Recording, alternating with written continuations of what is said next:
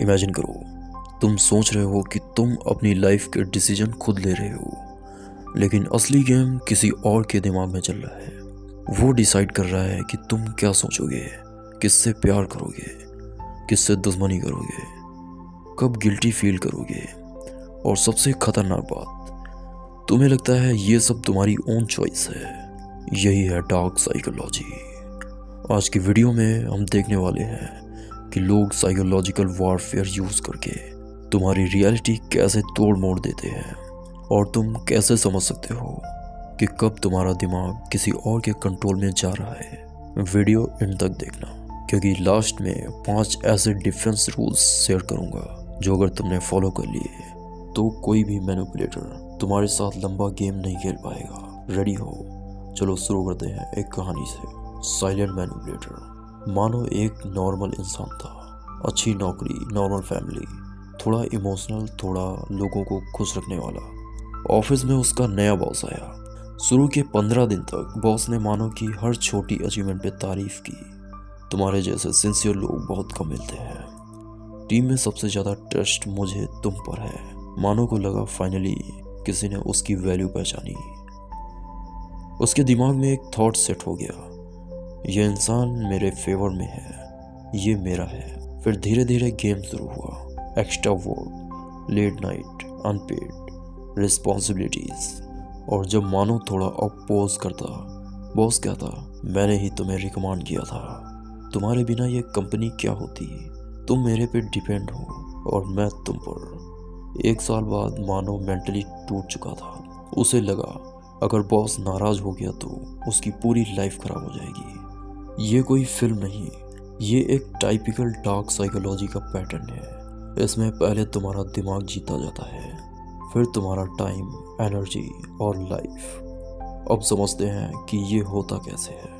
Dark psychology क्या है? Dark psychology basically human mind का वो साइड है जहाँ से लोग दूसरों को अपने फ़ायदे के लिए कंट्रोल, मैनिपुलेट और एक्सप्लॉइट करते हैं। ये नॉलेज खुद बुरा नहीं है, लेकिन जिस इंटेंशन से ये यूज़ होता है वो इसे डेंजरस बना देता है। यहाँ 3 चीज़ें मेन होती है। नंबर 1, मैनिपुलेशन, तुम्हारा बिहेवियर बदलवाना बिना तुम्हें क्लियरली पता है। नंबर 2, डिसेप्शन, सच को तोड़ मोड़ कर तुम्हें कंफ्यूज रखना। नंबर 3, साइकोलॉजिकल वॉरफेयर, तुम्हारे इमोशन पे इतना अटैक करना कि तुम खुद ही हार मान लो। अब देखते हैं कि ये प्रैक्टिकली कैसे होता है। Step by step manipulation pattern. पहला स्टेप होता है टारगेट चूज करना।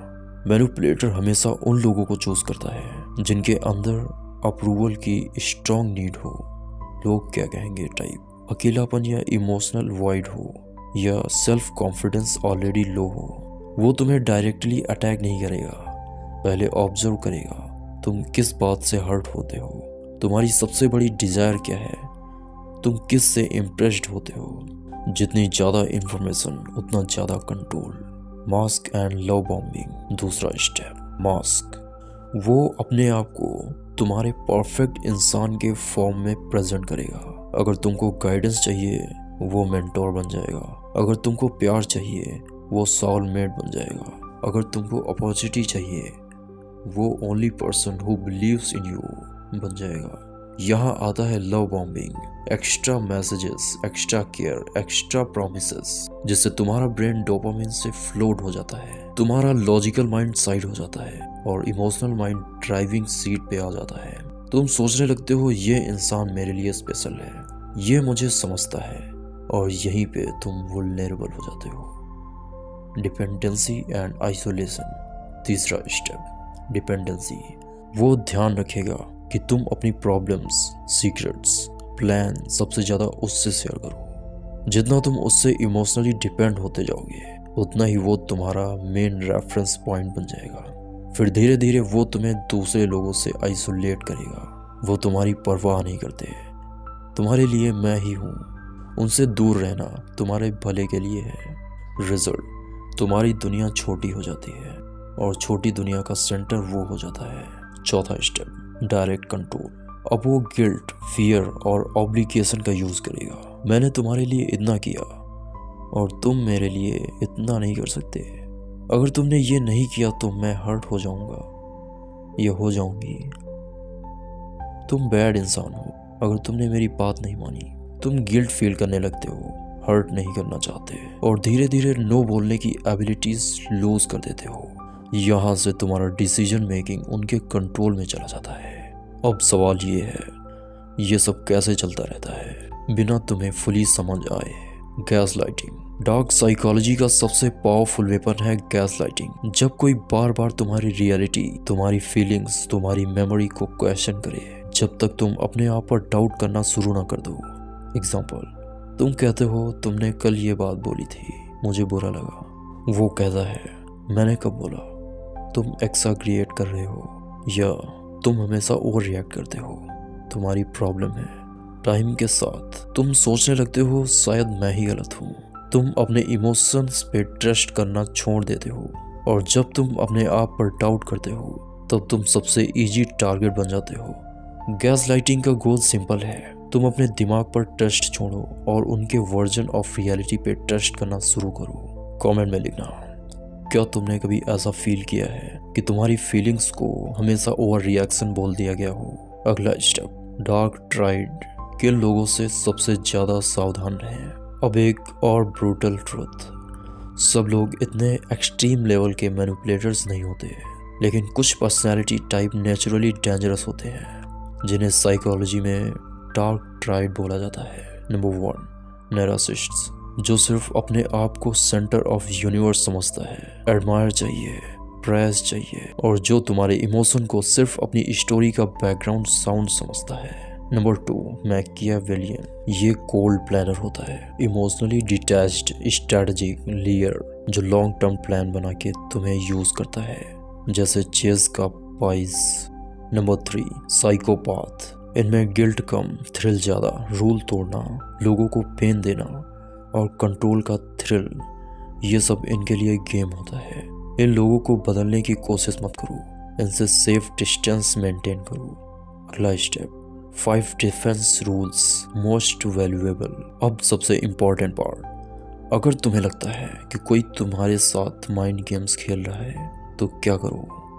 ये 5 रूल याद रखना। रूल नंबर 1, फीलिंग्स को डेटा समझो, वीकनेस नहीं। जब तुम्हारा बॉडी बार बार डिस्कम्फर्ट फील करे, anxiety, tight chest, heavy feeling, वो रैंडम नहीं होता, ये तुम्हारा इंटरनल अलार्म है।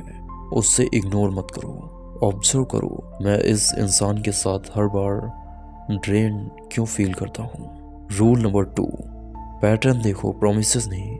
मैनिपुलेटर एक आध बार नहीं, बार बार सेम पैटर्न रिपीट करता है। शुरू में एक्स्ट्रा स्वीट, फिर एक्सपोलाइट, फिर सॉरी, फिर रिपीट। वर्ड्स नहीं, पैटर्न पे फोकस करो। रूल नंबर 3, क्लियर बाउंड्रीज बोलो, टेस्ट देखो। एक सिंपल नो बोलो, मैं ये कंफर्टेबल फील नहीं करता, मैं ये नहीं करूँगा, करूँगी। अगर सामने वाला रिस्पेक्ट करे, हेल्दी साइन। अगर वो गुस्सा, गिल्ट ट्रिप या ड्रामा करे, ये रेड फ्लैग है।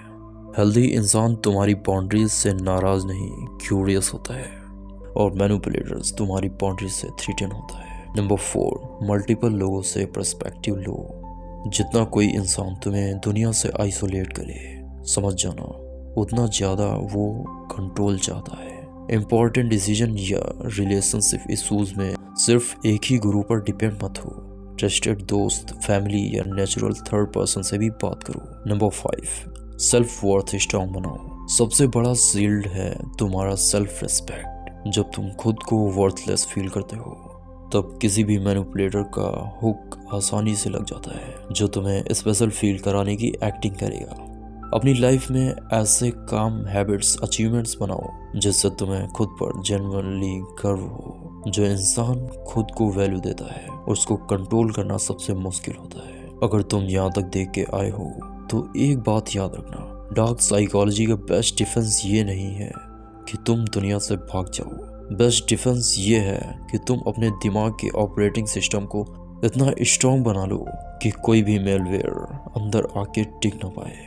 अगर तुम चाहते हो कि नेक्स्ट वीडियो में किसी रियल लाइफ स्टाइल केस को ब्रेक डाउन करूं जहां एक मैनिपुलेटर ने सालों तक इमोशनल वॉरफेयर चलाया, तो कमेंट में लिखो नेक्स्ट केस स्टडी। और अगर तुम चाहते हो कि तुम्हारा दिमाग कभी किसी के कंट्रोल में ना आए, तो ये चैनल सब्सक्राइब करना अभी से शुरू करो, क्योंकि यहाँ हम हर वीक माइंड मैनिपुलेशन और सेल्फ डिफेंस के ऐसे ही पावरफुल सीक्रेट्स डिकोड करते हैं। मिलते हैं नेक्स्ट वीडियो में।